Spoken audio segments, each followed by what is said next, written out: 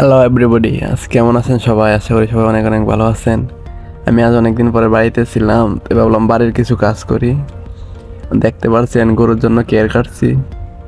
এগুলারে আমাদের গ্রামের ভাষায় কেয়ার বলা হয়, অনেকে কর বলে, মানে যার যার আঞ্চলিক ভাষায় এগুলোকে বলা হয়।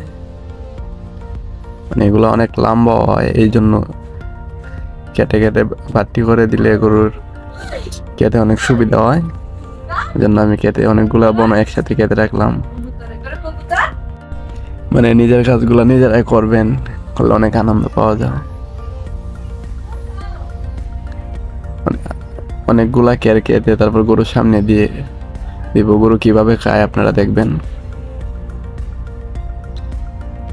আমি সবসময় এগুলা করি না, মাঝে মাঝে বাড়িতে থাকলে হালকা কিছু কাজ করি। সারাদিন বসে মন টিপলে বোরিং লাগে, তো এখন গরুর সামনে নিয়ে দিলাম। তো গরু খাইতেছে। তারপর চালে অনেকগুলা লাকড়ি ছিল, মা বলছিলেন যে চালের লাকড়িগুলো নিচে নিয়ে চালটা ঝাড়ু দিয়ে দিব।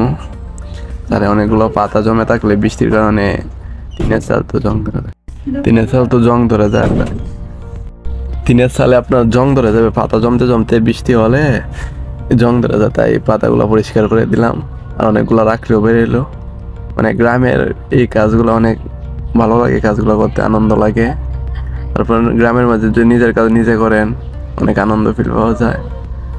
অবসর সময় বসে আছেন, তার থেকে ভালো নিজের কাজ নিজে করেন। বসে বসে ফোন টিপাইতে টিপাইতে বোরিং লাগে খুব।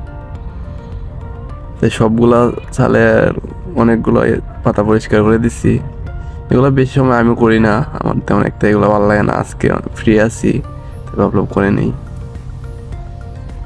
মানে পাতা অনেকগুলো পাতা জমছিল, সব চালে মোটামুটি ভালো পাতা হয়ে গেছে। তার মাঝখানে ভাবলাম একটা ভিডিও বানাই নেই। ভিডিওটা করছে আমার এক ছোট ভাই আছে, তারাও দেখাবো লাস্টে।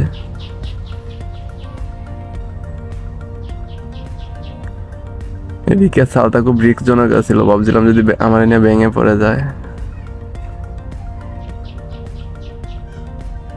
তো দেখা যায় ভেঙে পড়ছে না।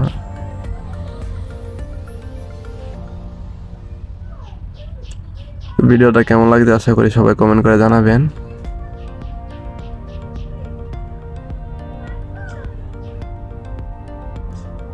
এখন যারা দেখতে পাচ্ছেন এই এত সময় ভিডিও করছে, তারা দিয়ে এখন এই শালটা আমি পরিষ্কার করাইলাম, কারণ এটা আমি নিলে আমার বন নিবে না এই শালে।